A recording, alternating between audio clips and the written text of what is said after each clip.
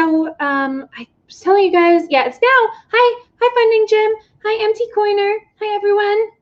Hi, Hex in Effect. Hi, GK. Hi, Russ. Hi, everyone. So, my guest for tonight was supposed to be Kurt Walker Jr. He's been on this show before. He's one of my favorite interviews that I've ever had on this show. Unfortunately, he had something come up last minute and needed to reschedule. So I am here alone. I sent an invitation to some of the people in one of our groups, some like the streamers, and asked if anybody wants to come on.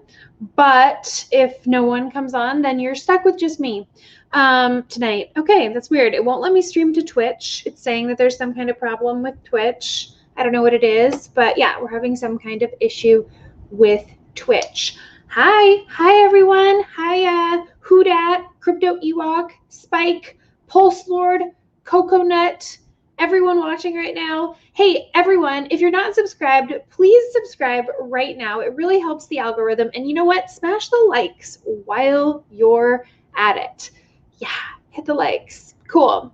All right, guys. So some stuff has happened since Saturday that's caused like a lot of discussion in the community. On Saturday, I shared that I had gotten to listen to the podcast with Eric Wall and Dev Kyle before they talked.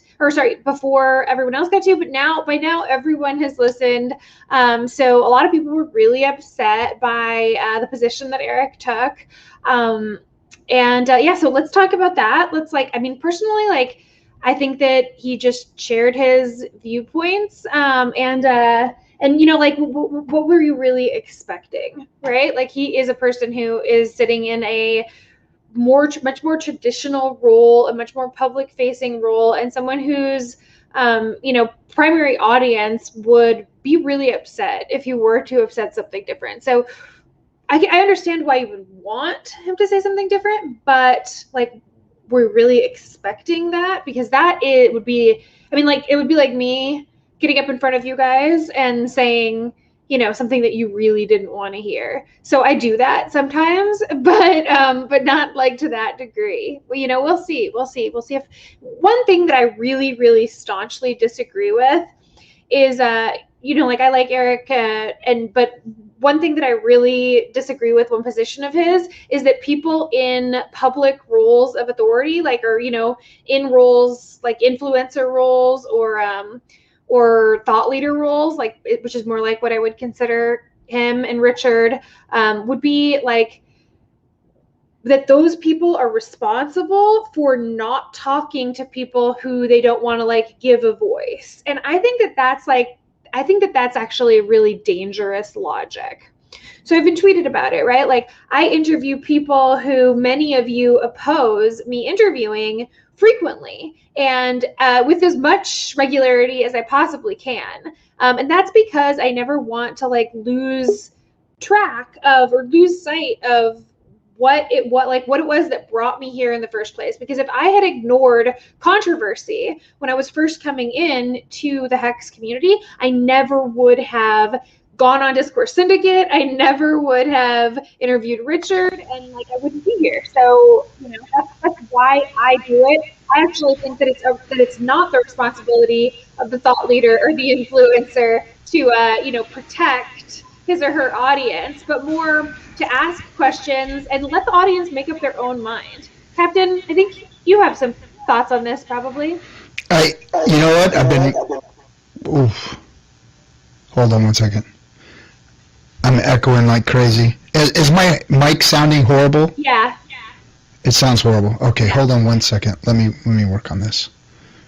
Okay. What's up, Captain Echo, Mount Coiner? There you go. How about now? Okay, here's Gary too. Hi guys. What's up? Can you hear me? Yep, I can. Thanks for joining in. Oh, good. Franklin St. Hex is doing some computer stuff in the other room, and I saw you guys going to join and talk a little bit. It sounded like about Eric Wall. I don't know if your topic list tonight. Yeah, that's what I kind of brought up. And what I was saying is, we can't really expect him to have taken a different position. But one thing that I really, really staunchly disagree with is the position that people who are in public facing roles and respected roles, like thought leader roles like his, are responsible for protecting their audiences from people who may have malicious intent or from investments that might not pan out. And I actually really disagree. So just because really, if I hadn't agreed to go against the grain and into controversy, I never would have talked to you guys. Yeah, so my opinion is if Eric represents some type of technical expertise and experience inside of a technical realm like Bitcoin, Ethereum, smart contracts, and products in the crypto space, he should have only spoken about those elements. He's speaking with a developer that is speaking the same vernacular and terminology and nomenclature and all those fancy words for the details of a technology and software. And it didn't seem like that was a majority of his commentary. So if you're going to talk about how amazing electricity is, you can talk about the asshole of Thomas Edison, because he was an asshole. He's known to be an asshole. You can talk about the benefits of alternating current and Tesla and how eccentric and weird that guy was. But you need to talk about the technology. And I don't think he did that part. You're right. I think that there was still they probably could have gone on for another 3 hours if Kyle hadn't needed to excuse himself, pick up his kids to get into the tech. But yeah, it did seem like a majority of his questions were based on evaluating Richard's character, and that was a little bit strange. You're right. I really want to address this specific issue where it's wait. Yeah, what's going on, RG? Can you mute RG's 3 urinal? Yeah, okay. RG's muted. Cool. I really want to specifically address that issue, which is the idea that you remember what it came up in the thing, and he said that the reason that they weren't doing this, doing this video or doing it with Eric kind of advertising it, was that the people who follow him feel like he has a responsibility to avoid scammers, to protect his viewers. And I feel like that's the same argument that legacy financial systems would have made about Bitcoin 5 or 6 years ago, and that Bitcoiners make about altcoin, Bitcoin maximalists make about altcoiners now.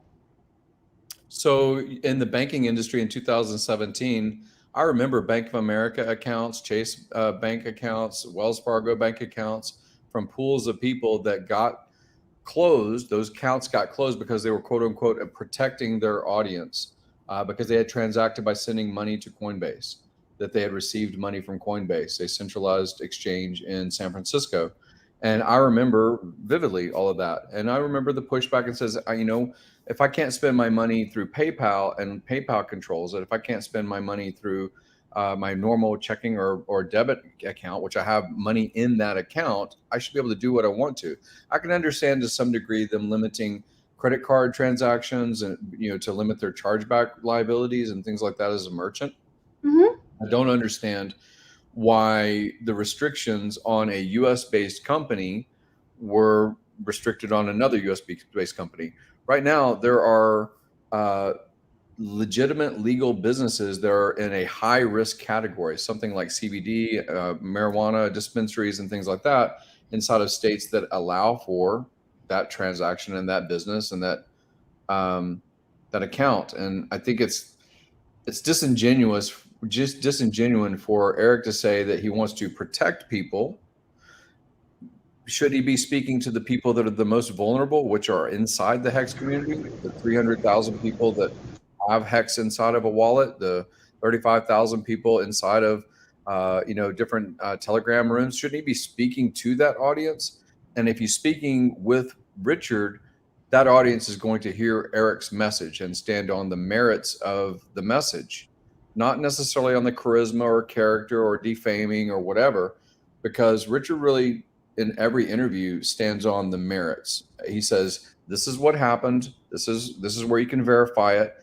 Look at 3 different sources. And you said to your audience this in 2017. Like he just tore into box mining as an example. Mhm. So he always brings back references, specific citations, and the people that try to do the same to Richard don't find that real reference point. They don't find that footnote and says, oh, look over here because this is where it's published. This is where the person was harmed. And I really get frustrated over that. I've been hearing this for years. Yeah. Hey, Captain. How's that? How's that sound other than my bathroom sound? Oops. That's better. Does the mic sound all right? It sounds Yeah. great. Better, You have yeah, it on much your lapel as you walk around. No, this Bluetooth headset is like freaking messing me all up, right? So it screwed up my system. I can't get my mic to work right. And then all of a sudden it just decides that it's going to switch to Bluetooth mic whenever it wants to. So like I went to take a piss, so obviously it came through. Oh shit. Sorry guys. So people are asking why is it clickbait title and what's going on with the Sens Foundation. It's not a scam. Actually, like we're going to get to that, but I want to kind of wrap up this discussion really quickly first. So the discussion, RG, has been about, whether people in positions of authority with audiences are responsible for protecting those audiences from, I don't know, people or potential investments that could be harmful. And I don't think that at all. I think that if I didn't talk to controversial people, that I would never have ended up with you guys. And that's why I continue. That's why I continue to interview people who you all don't always agree with. That's why there's no one who is like outside. I'll always interview controversial people. Yeah. So is my mic still messed up, guys? No. It's a little loud if you can put down the sound a tiny bit. I don't know who can adjust, but it's like left, right, freaking everybody's telling me different shit. It's this. Damn. Good. You're fine. That's better. Yeah, that's better. It doesn't blow out. It was blowing out before. How's it sounding like, guys? Now. I think it's for some reason the audience is hearing it different. So I'm sorry for screwing everything up, guys. But anyway, no, Nicole, you're absolutely correct. One of the things.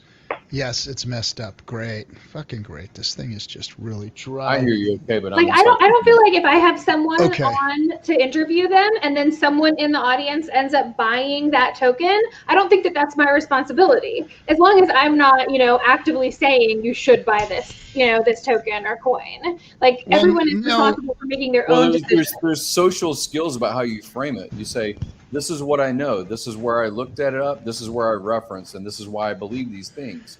And I don't know the full context, or I can't speak to that as a commentator. So I'm going to leave that part alone. But you can't really throw a blanket over everything. And again, most of his commentary in those couple of hours was not technical commentary. It wasn't, here's how the smart contract works. This is how, whether it's Pulse or Hex or anything else as a reference. So if you are going to, quote unquote, protect your audience, inform them. That's your role. You are an expert in that space and talk about the technical side, but also talk about why you hold that position of, quote unquote, good shepherding and authority. Speak to the fact that he represents a hedge fund. Speak to the fact that he represents centralized counterparty risk kind of products. Speak to those facts too, so that your audience is actually informed. And to the fact that he doesn't understand finance or money and how it operates, because that was obvious to me too, that he even admitted that he was not a financial expert.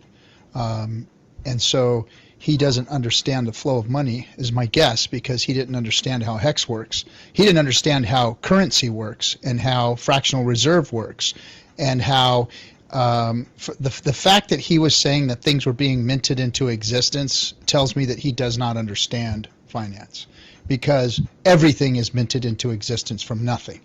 Everything, your dollars, your bitcoins, your Hex, everything is minted into existence from nothing. And then you, the people who use it, give it value. And he didn't understand that. He thought that somehow, some way, it had to have some value. It had to either have some type of utility behind it, or it had to have some mining operation behind it. So he didn't understand how it could exist out of thin air, which is how all of these products, all of crypto exists out of thin air. Well, we really actually, like I was watching today earlier because I was doing some more research on liquidity bonding. And so Richard directed me to this interview he did. I think it's like, it starts with a K, Kimbo or something like Kipco, but it's a 2-part interview. And I was listening to it again today, and the whole time Richard's like, you mine coins and they come out of thin air. Like, you mine Bitcoin out of thin air, you mine Ethereum out of thin air. And then the guy still asks him, oh, people are really concerned about you minting Hex out of thin air. And he's like, well, it's exactly the same though. It's just that it's a proof of stake mechanism instead. But it really is like interesting why that's so difficult for people to understand. Kitco News. Yeah, that's what I was watching. Thank you guys. Yeah. Thank you, Weak Dog and Anon and Kevin or Crypto 303. Yeah. Your dollars do the same thing. Your dollars are minted into existence. And they're, pushed through the Fed, they're pushed into the banking system, and they're pushed out to the consumer. And so Bitcoin operates the same way, only it works on a very wasteful proof of mining, proof of work function that is useless in crypto, to be honest. You know what's so weird to me is that some people are really still into really oh, it has to be proof of work because the system that we have now is proof of stake, and proof of work is good because it proves that you're doing work to achieve the coins. I'm like, but you're not doing work. You have a computer doing work. You have to buy that computer. It's not different. Like, why is there that belief that mining is work? Yeah, well, it's the same thing to useless work. say that you should buy a feather and inkwell so that you can handwrite out your letters and put a stamp on it and mail it inside of an envelope through that system that's proof of work. All of those hands that letter has to touch in order to deliver it to its endpoint. So you can make the same argument, say, well, that's better because more people are employed, more equipment is necessary, and it's, who needs instant and advancement in technology of communication? That seems like wasteful. It's a dumb argument. Yeah, it's a dumb argument. Yeah, it's a dumb argument. I agree. I wish that more people would get over the idea that proof of work is somehow superior because it means they're actually putting in the work. Because I'm sorry, but nobody is working mining. The computers are working. So all you've done is put your capital to work because you had to buy the equipment. It's exactly the same. Yeah. Okay. Let's move on to the next topic of discussion because some people were asking about it, and that's what the title is, and it's the scandal with the Sens Foundation today. So the news came out today that Aubrey de Grey is on leave until the investigation is concluded, and that investigation involves 2 women who have alleged not sexual misconduct, but discussions that may have been suggestive in some way. Mm-hmm. What's your guys' take on that issue? So I read the article shortly before we jumped on the stream. It's a slippery slope, in my opinion, to be inside this culture. Anything that you say can be cancel culture. Any comedian that makes something even 10 years ago or 3 months ago can be canceled and their career can be damaged. Yeah. Whether it's authentic or not, I can't speak to that. I'm not there. I don't have any kind of say as far as that goes. I just find it oddly coincidental that an organization that operates on $1.5 to $2 million suddenly comes into $27 million and these things come out of the woodwork. I think the timing is odd. Because it seems like these allegations this really started a couple of months ago and only became public today. So that's what I'm so based on the article, it seemed like the women's allegations, they came forward with it around the same time, about 2 months ago. And just the, information wasn't publicized until now. So that would be the timing of the release of the information to the general public. What's the reason for the Twitter storm over it? Because these things are often timed. You find out about all kinds of scandals right before a political election. You find out all kinds of stuff maybe in crypto that are well timed too. I just don't know. I'm a cynic maybe about it. And again, I have no idea whether it's authentic. I have no idea whether there's indiscretions. You are working in a biological field where maybe commentary seems a little bit more loose because you're talking about gender more loosely and say, well, longevity. And again, these are just suppositions. I know that when I started in the Navy, I had to document that someone was Negro, Caucasian, Asian, Polynesian descent because it affected whether or not their heart would have problems statistically, right? I know that 20 or 30 years later, I can't comment on any of those things inside of a medical chart because our culture has shifted. What is in a medical context important and necessary data points can sometimes be confused in the society and culture you live in as inappropriate commentary. So I don't know what was said. I don't know what was done. I don't know what was commented on. I just don't know that inside of medical and academic environments, especially when we get really hyper-focused about technology and biology and these kinds of things, these conversations become a little bit blurry about the audience that's receiving it. That's the only thing I comment about. What about you, RJ? Oh, where to start with this? So, I mean, everyone is capable of indiscretion, of saying something at the wrong time, of doing something wrong to another human being. Period. Everybody's capable of that. How it's handled and how everyone reacts to it is all relative, I guess. So I think that today, in today's culture, there is a need for stopping abuse. There's a need now. There's a fine line. There's a fine line with somebody making a pass or making a bad indiscretional choice, making a comment or something, and then somebody abusing somebody. There's a line there that I think, and every situation needs to be handled appropriately. And I think that in today's culture, and I hate that word cancel culture, I fucking hate it because it's bullshit. It's bullshit. It's a bullshit word. Everybody now says, oh, because you don't like what I do or what I have or what I believe in, you're going to cancel me. I'm calling out cancel culture. Cancel culture. And then we don't have a discussion about it anymore because all of a sudden you've demonized the person that's trying to rebut what you're doing or whatever. So I hate that word. It's just a bullshit word as far as I'm concerned. It's a cop-out is what it is. It's a cop-out to accountability. And everybody needs to be accountable for what they do, say, act. If it's abusive behavior, if you've created abusive behavior with your words, your actions, your physical, you physically touched or harmed or assaulted somebody, then you need to atone for that.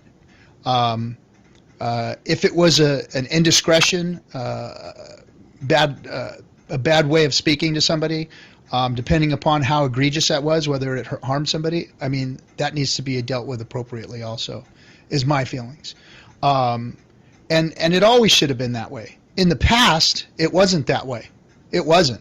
When I grew up, when I was a young man, I'm white enough to be in white circles where people feel comfortable enough to talk about other races around me. I'm half Native American, and I grew up in an all-black neighborhood. I was one of three white kids in a black school.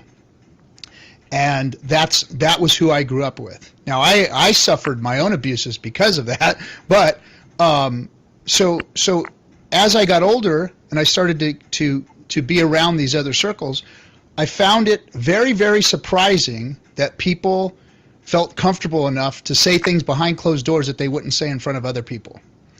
And so that was the past, though. Things are starting to change a little bit these days, and a lot of the racist comments and things are starting to change. A lot of the sexist comments are starting to change.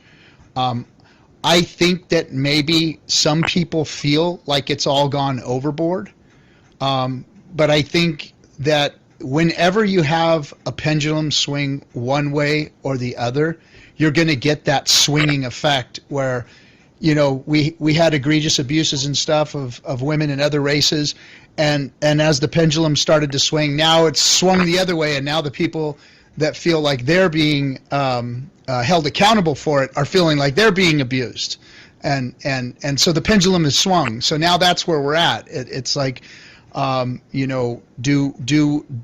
we continue to put these things on other people? I guess I'm losing. do we continue to push the narrative of this?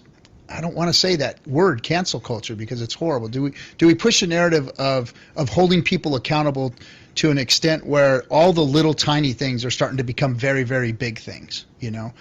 And that's what I'm seeing now too, is like what Gary was talking about. It's like, hey, you know, we used to have to medically speak to these issues, and they were based on race, but now because of today's, we can't even speak to those things, even though they were medical facts and documentations that we had to take at one time. Now we can't even speak to it that way, or else we're being held accountable for racism. You know, so I think that, you know, it's a very odd topic, but I think there has been a pendulum swing, and now it's overstepped its usefulness. I don't know if you recall, RG, you were probably in the service at the time, but there was a Navy tailhook. If you heard the word tailhook, you know what that meant. It's basically a bunch of Navy officers that pilots, nurses, basically. And they were drunk, and there was like 6 or 7 of them, and they were officers. And so it was a big scandal. I think that it was completely inappropriate. And I remember that they locked down the entire military, maybe at least the Navy. The entire Navy had to go through 2 days of training, stop everything, air wings, ships in the sea, everything stopped, basically. And it was because it became into the public realm, became a pushback from our culture and society, from this episode that happened at this academy. I think it was an officer academy. And I remember going to a course at 18 years old or whatever, and it was about, you can't say the word flip chart because it's offensive. It's offensive to Filipinos. You can't say whiteboard or whiteout because you have to say correction fluid. It was all of this stuff it seemed odd. It was like we were using the word correction fluid now instead of whiteout. It was really, you couldn't say blackboard. That was struck from vocabulary in an education system. You can't say blackboard, you have to say chalkboard. That seemed like an odd response to a sexual harassment event for 500,000 people to sit through. And that's kind of what you kind of said, is it seems like you swing in one direction and you want to protect the innocent. But the challenge of our language is we all come from different perspectives. We're not all going from the same starting point into our vocabulary. And so when you say egregious, you say abusive, you say inappropriate, what does that mean? It depends on your bias, your life experience, things like that. I'm older, you're older. So the perspective of Gen Z on what is egregious is completely different than my bias of my experience. And the region you came from too. Yeah, we use the same words, but it means different things to the receiver and to the sender of those words. So it's challenging. Yeah. It's a rabbit hole. it's a deep rabbit hole. This issue is definitely to me is contact. That's where keep your hands to yourself and things like that. Crossing the line about what choice of word that you use in conversation. I think that we're supposed to have freedom of speech, and it sucks that people can be maligned, and all kinds of phrases can be used inappropriate. If you're in a position of power over someone else, there's definitely, you need to be much more cautious about what language you use with staff, employees, peers, things like that you have some power position, because we live in a land of laws and lawsuits. So I'm careful because I have assets. If I'm fucking broke, probably I would be more liberal with what I had to say. But yeah, it's a challenging time. Sorry, guys. Sorry, guys. There's nothing I can do about it right now. I will work on it later. I don't know what the problem is, but it's just going to be bad. I hear you fine inside of StreamYard, but maybe but everybody else out there is having a hard time. But you know what? Crypto 303, is it Crypto 303 that said it? Yeah, Crypto 303 said it's context and intent. I think, again, instead of just putting down our foot, I think that what's happened is we've put down our foot and we've said, well, this is going to be the law of the land, and this is going to be the punishment for those things. And instead of putting things in content and looking at the intent of maybe the person who violated somebody else, it's just being laid down. I mean, and people are losing their jobs, losing their families, all kinds of things for small infractions, versus what it was really intended to was to stop abuse. And maybe somebody made a small infraction or a mistake and they've lost their job because of a small mistake, which to them, or to maybe even to me or somebody else, might have been a small mistake, but to the person that was abused, it might have been a big mistake. So I don't know. It's a rabbit hole. It's really, really difficult to navigate that whole thing. You are tried in the court of public opinion, just like we're doing inside of this YouTube, well before there's any kind of necessity for proof. And I don't want to take away from abused people, and that's the challenge. Is if you are sensitive culturally, personally. I have a sister, I have a mother, I have people that in today's era I might not think of them as vulnerable, but there are times in the past in my youth that I felt like they didn't have any power position, and it's hard. It's hard to navigate these waters. Yeah. Now so you are. I'm a woman and I work. I mean, like, I'm a woman and I've gotten messages and things from people in positions of authority that were really uncomfortable. But like, I don't know. I guess I just, and maybe that's wrong. Maybe it's just like because I'm like, well, it's just a message. Who cares? But like, it sounds like both of these women, like, neither one of them are alleging like physical misconduct. Yeah. They're both alleging that he said something. And that's where I think that like maybe this is a little bit different. So sometimes like maybe people don't want to come forward with like allegations of physical or sexual abuse immediately, but really like 25 years later, how is anybody supposed to investigate what happened? Like, There's a guy that I forgot his name, but he was the CEO of Whole Foods. I think he was the founder of Whole Foods. And he was famously inappropriate, lawsuits all the time, from, I think, females primarily. I'm not sure, but I think it was because he said inappropriate stuff constantly. I don't know how he kept his company as long as he did, but that's Whole Foods, You navigate it, man.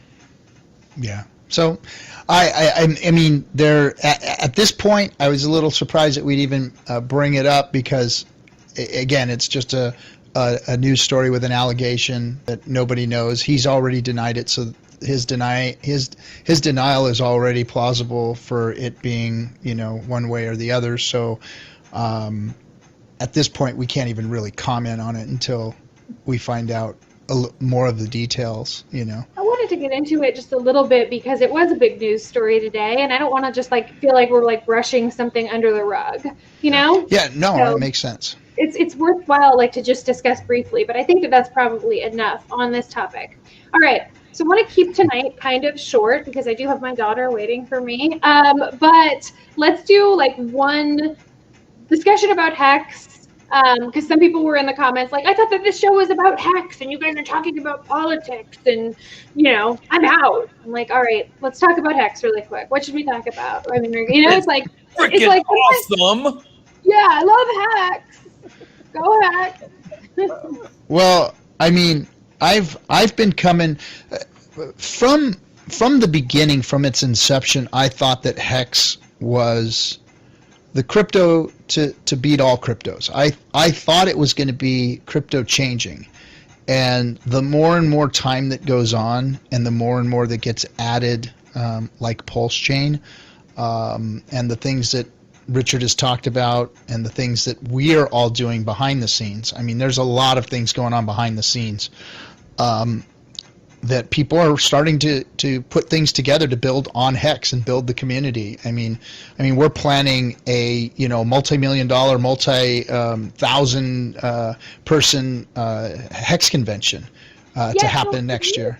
So that's something that someone just asked me about today. Hex Nurse asked me if we would still be doing the conference in Las Vegas in March if the new mask mandate hasn't been. We talked about it, Blue Blood. You're just going to have to go back and watch a few minutes back to get caught up. We're not doing the convention in March. Oh, we're not. Okay. We are still looking for a venue so that we can decide on a date. We're very, very close. We're probably within a week of picking a venue. It's great that you have Gary here too, because Gary's working on some things with us. I don't know how much we can talk about those things, but Gary is helping us work on some A-list financial speakers, and I've got some motivational speakers and people on the A-list circuit that want to get involved. So we've got a lot of value coming to the Hex convention. On top of, you'll have breakout sessions with all of the hexicans that are running streams that everybody wants to see, and they're going to have breakout sessions, and we're going to do security model trainings, and we're going to do for your own crypto wallets and how you can model your security from your computer all the way out to your soft wallets and everything. We're also going to have charting, looking at Hex and looking at its historical views, and we're going to go into Pulse, and we're going to have breakouts for all these things. So we're really planning a real convention with real value, and of course the speakers that we're going to have are going to speak to to capitalism and cryptocurrencies and finance, and it's going to be a good lineup. Yeah, our experiment, which went really well in Las Vegas, was getting together and kind of knowing the community face to face. That was an excellent experience as far as familiarity with people that we've seen as screen names in the past, and now we know personally. And I think that's really been a launch for what RG3 is talking about, this convention that this core syndicate is organizing, and the participants will be Hex people, there will be Pulse people, there will be digital nomads that are curious about this cryptocurrency asset. There'll be people that are speaking inside of the greater financial influencer world, people that have deep relationships in finance, right, outside of crypto. So I think that it'll go quite well. There's a lot that is going on almost in synergy and concert, because I think all of the leaders inside of Hex, specifically Hexicans, OG especially, you heard that Spider-Man phrase that with great power comes great responsibility. And it's not simply that you have some audience follow you, like you're talking about Eric Walden wanting to protect his audience. Mm-hmm. Well, the responsible thing is to actually do the research.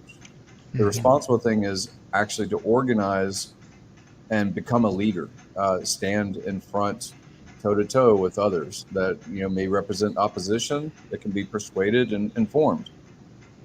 So the convention is one example of that. The stuff that I'm trying to do in Miami is one example of that.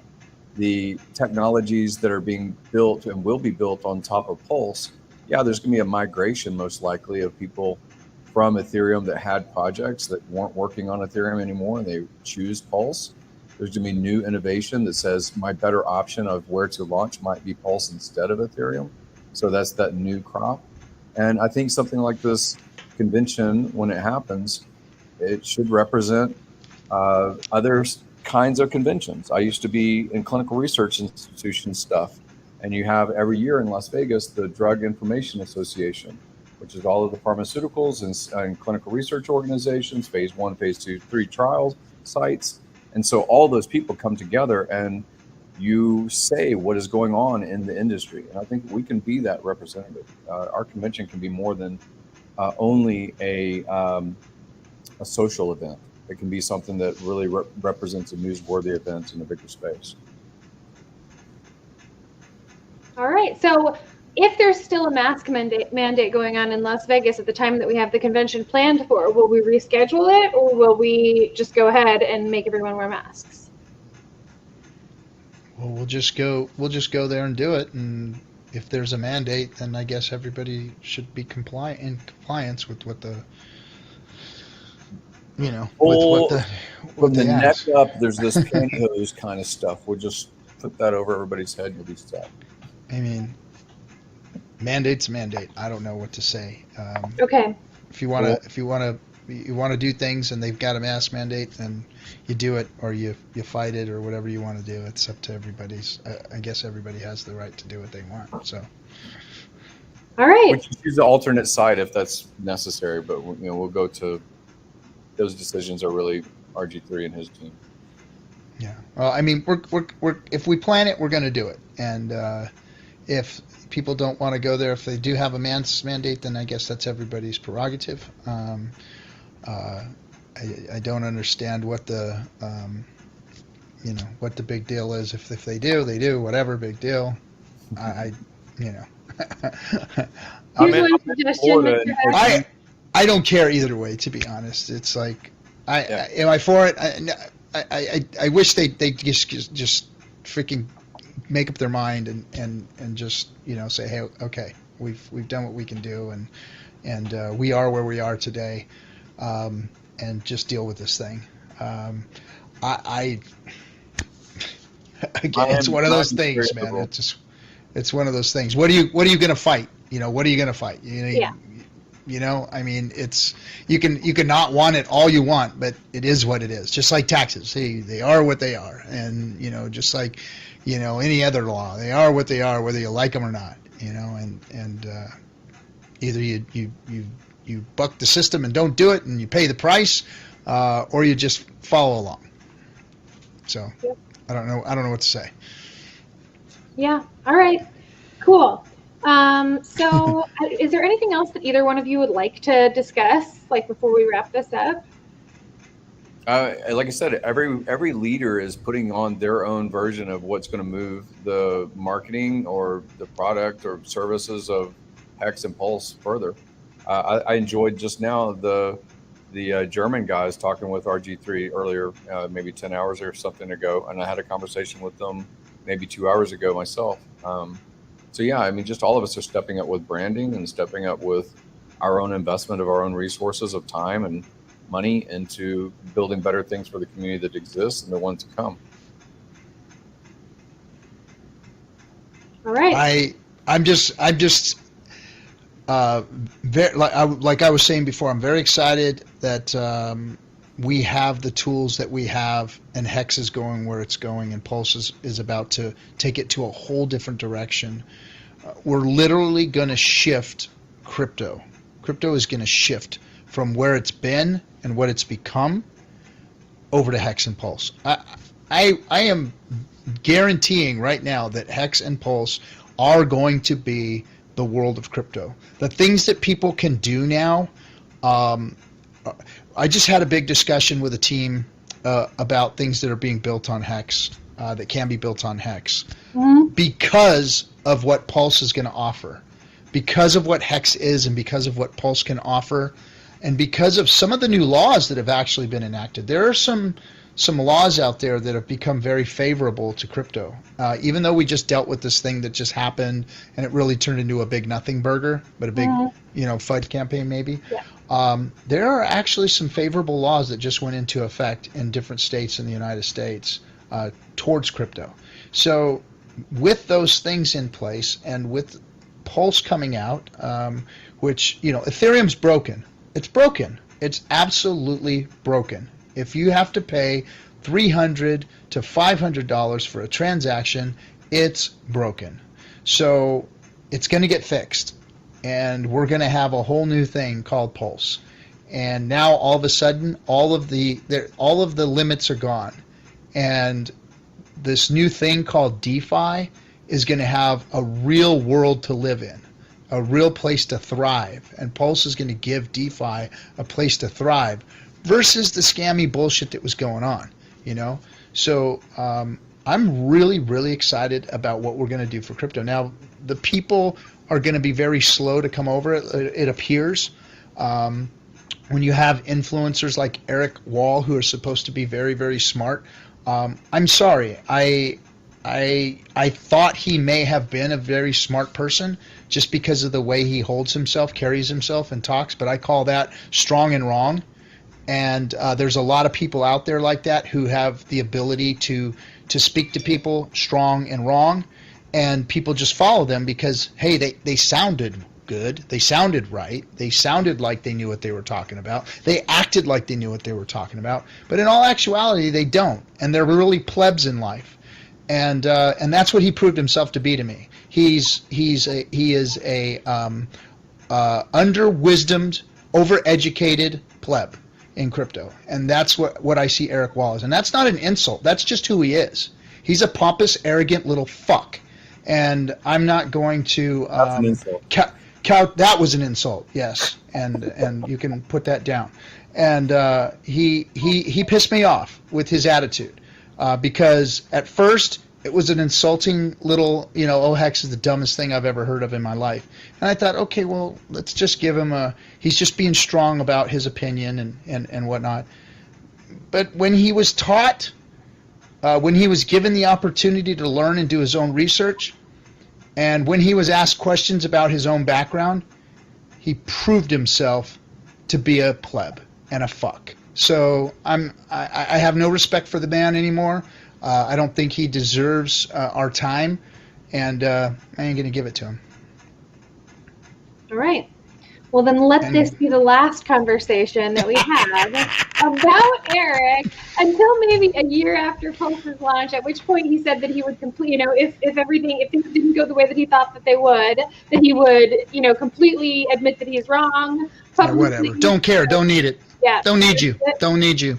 You're a waste of our time now. And it's not, and again, to frame that in my perspective a little bit is, it's not that he didn't like Hex, and it's not that he didn't like Richard. It's that, how are you speaking of authority, whether it's Hex or some other product or the things you represent, when you are showing evidence of your methodology? You're showing evidence of your analysis of how deep do you dive into something before you say, this is a great thing, or how deep do you dive when you say, this is a bad thing? You don't dive at all, so it's about the process that I feel his commentary is worthless, not about necessarily Hex specifically or Pulse or Richard specifically, although he's dead wrong. I know the reason why he's dead wrong now is because he's probably dead wrong about everything that he took comments on. Yeah. He may be an educated guy from school books and all that kind of stuff, formally educated in the cryptocurrency or the crypto programming world, but other than that, he's a pleb in life. He knows nothing. All right, guys, let's wrap it up. Thank you both so much for coming on, because probably wouldn't have been able to talk for this whole hour by myself. I guess maybe depending on how many people had questions and stuff, but really appreciate you both taking the time to come on and talk last minute. Thank you. Do we want to build a bridge? Yeah, let's build it. Let's see. How am I going to do it? How are we going to do it? I want to play with the bait. I'm just messing. All right, guys. Hey, everyone. Thank you so much for tuning in. Make sure that you smash the likes and hit subscribe if you haven't already. Turn on the bell to receive notifications. I'll see you on Saturday morning. Bye. See you guys.